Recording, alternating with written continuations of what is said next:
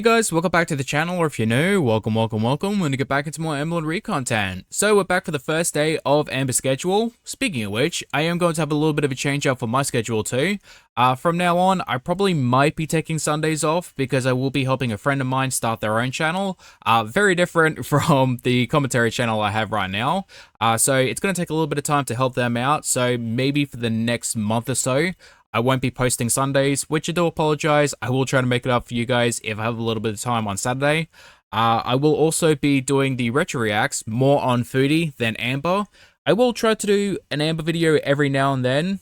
I do want to finish off like the retro reacts for her too, but it's just going to take a little bit longer because I want to focus on Foodie because the content is much more interesting, especially if I go back to the beginning, which I plan on doing once I kind of finish the arc for like Kuwait, which I feel like is going to be a little bit of time, but it shouldn't be too long, hopefully. And the last thing I want to mention is the gameplay videos. So instead of removing the clouds and stuff like that people really enjoy seeing, what we're going to be doing is just leaving that for the retro reacts because there is no animation for that video.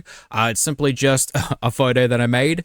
So we will do the gameplay videos for the retros instead. That being said, let's get into the video and see what Amber is up to, shall we? Hey guys, so today is March 25th. Today is the first weigh-in in my new YouTube schedule. So my weigh-in videos are going to consist of me weighing in on Tuesday and you guys seeing it on Wednesday. I'm going to be talking or answering 5 different questions or topics that you guys asked me, which is all weight, body, food related. And then I'm going to talk about how the week went, do my weigh-in of course, and then I'm going to create some goals for myself that I want during that week. And then we're going to talk about if I did them or if I didn't. Alright, so she wants to do the exact same thing she's currently doing in the retro reacts 11 years ago.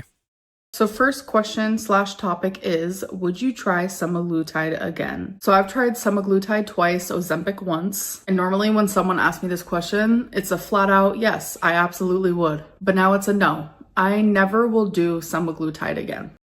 The reason why Amber's not going to go back on semaglutide is because there are currently situations coming out where people are speaking about permanent negative side effects from semaglutide and Ozempic. And that is understandable, like that is a legitimate fear. And I can understand and agree if Amber doesn't want to do it, that's completely up to her.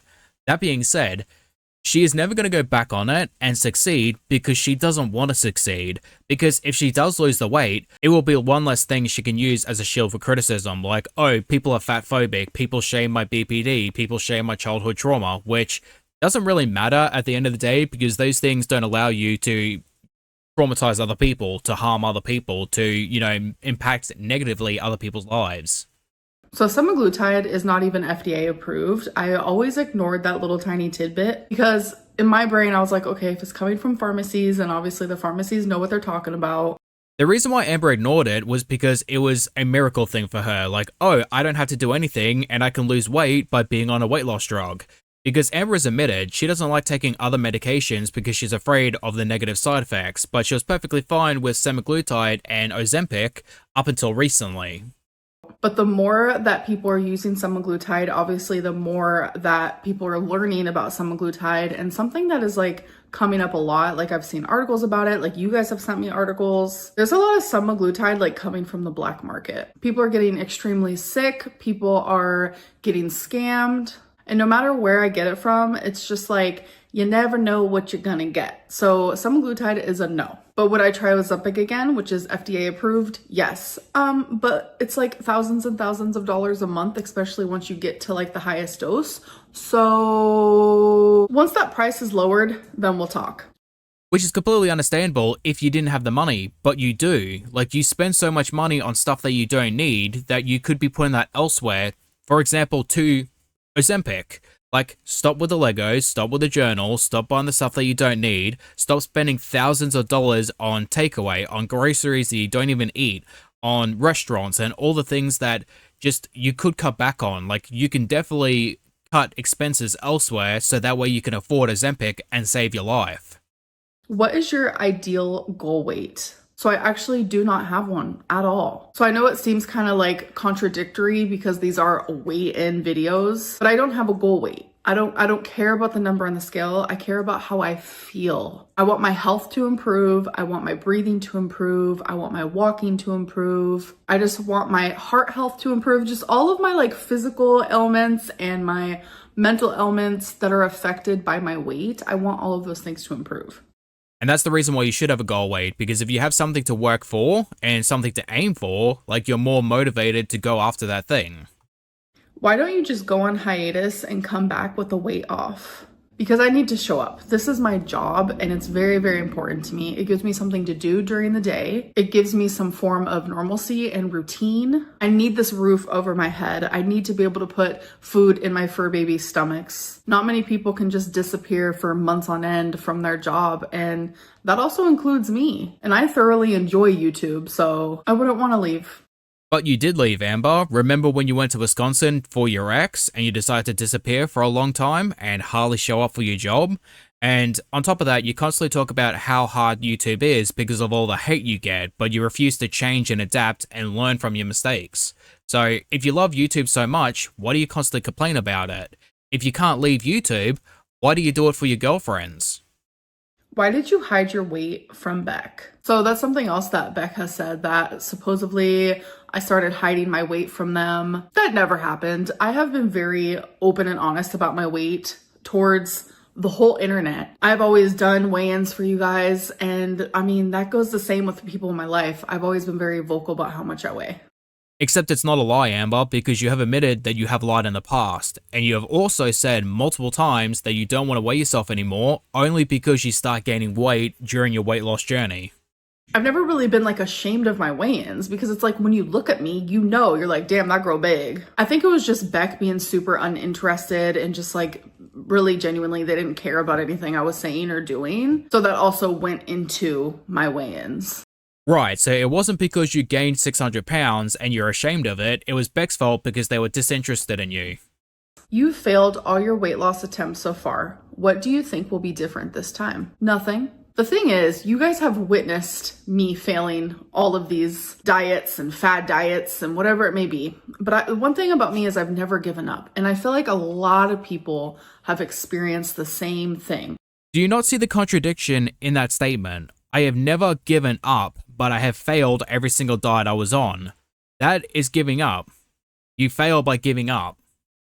They have literally yo-yo dieted their whole life. The only difference is theirs isn't documented publicly, while mine is. And all these people who finally become successful in losing their weight and reaching their goal, that's after multiple and multiple attempts. Whether it's been 100 attempts or 2 attempts, it doesn't matter. Something finally clicks. Every time I go into a new like section of my weight loss journey, God, I hate that word, journey.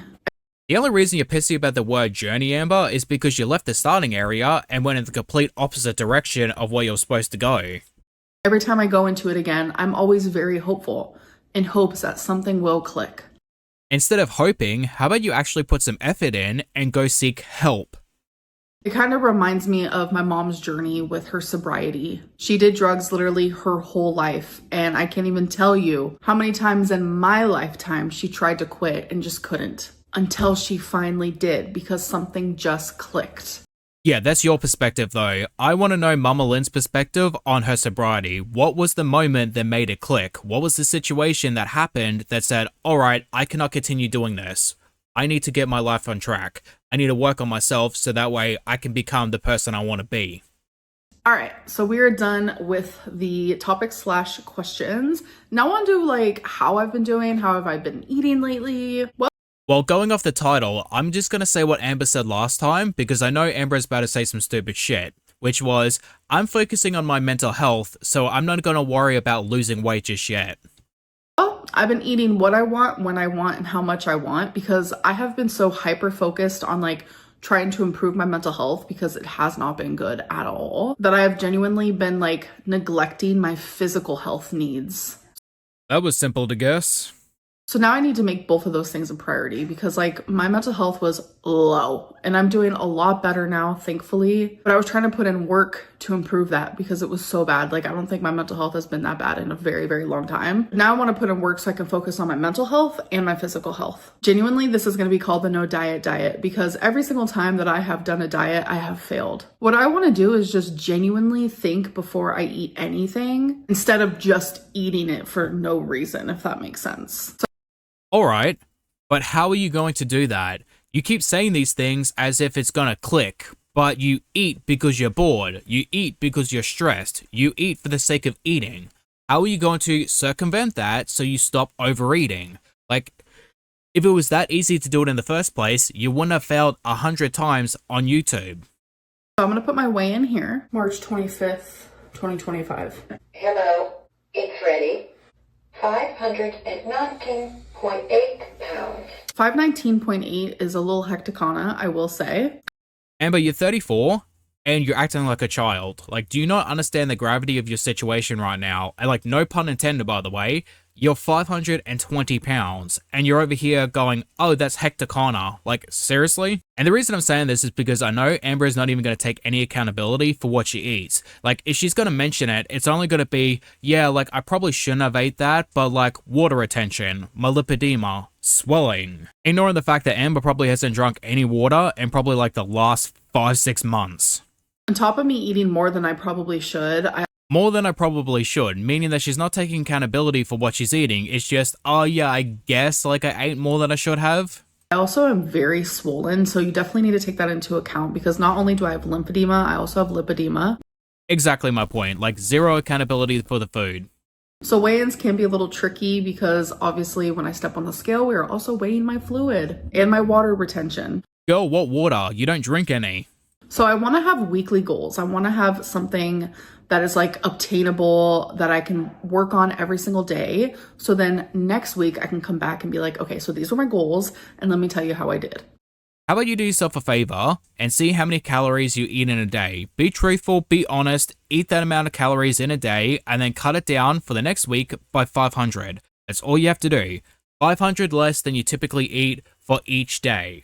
So each week they will be different goals or maybe I will repeat one. It just depends. So for this week, I have 2 goals. I went back on my Uber and I went and I saw in the last 7 days, how many times did I order takeout? So I'm taking that number and I'm going to drastically lower it.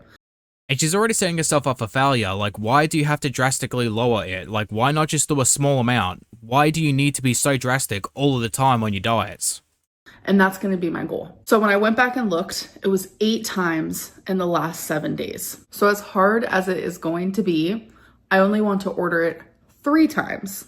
And I'm willing to bet it's going to be too hard, she's going to give up, and she's going to fail again.